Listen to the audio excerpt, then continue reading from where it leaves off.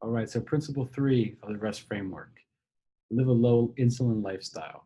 What does that mean? Well, you don't eat highly insulinogenic foods like sugar, pasta, bread, etc., candy, you name it.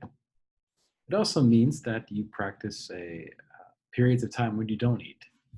So, if you've been doing the ketogenic diet for a while and you are not going periods of time without eating, particularly more than just sleeping, you're really missing out. The purpose of the ketogenic diet is to burn fat, use your own fat for energy. That's really the purpose. You can use dietary fat, but most people want to use their own body fat as well as dietary fat, right?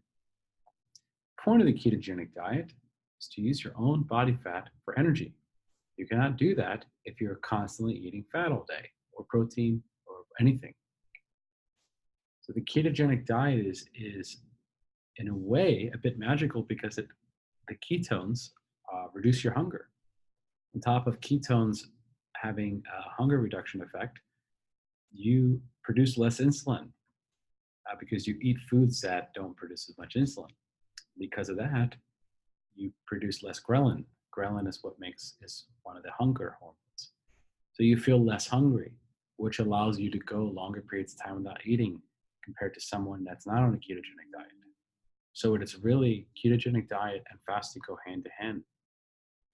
It's really a superpower for fasting if you think about it. So what are some of the benefits of fasting? Well, obviously, by going periods of time when you're not consuming any food, you're giving your body a chance to use its own body fat for energy. Uh, Also, when you're fasting, and if you're combining that with a ketogenic diet, you're going to produce more ketones. The ketones have benefits like uh, less hunger, like more energy, more focus, sustained long term energy, no crashes throughout the day, these types of things. Fasting can help with that.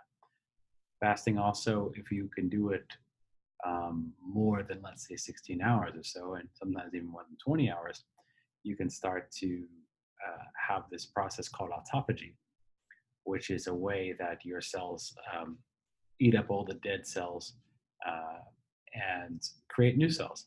If you can fast for even 3 days, at a minimum of 3 days, you can have a vastly improved immune system. And there's some emerging science around that, and maybe I can link some in the description below.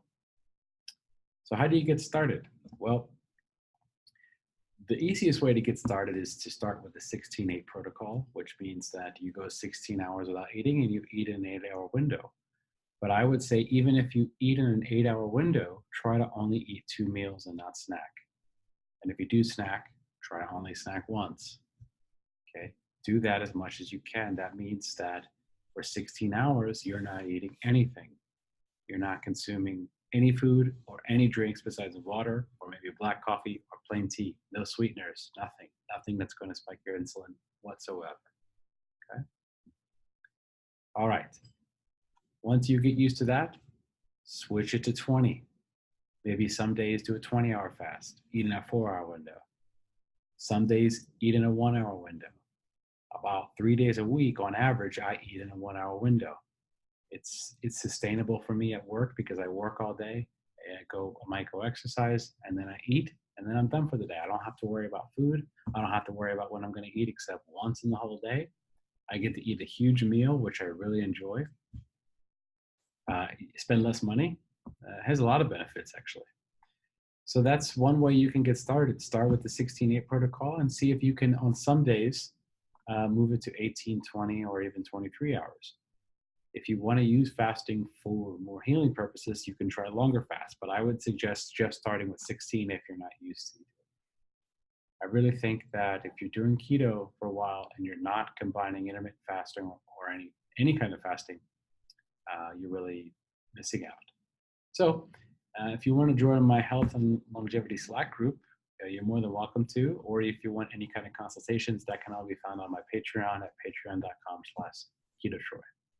All right, thank you very much.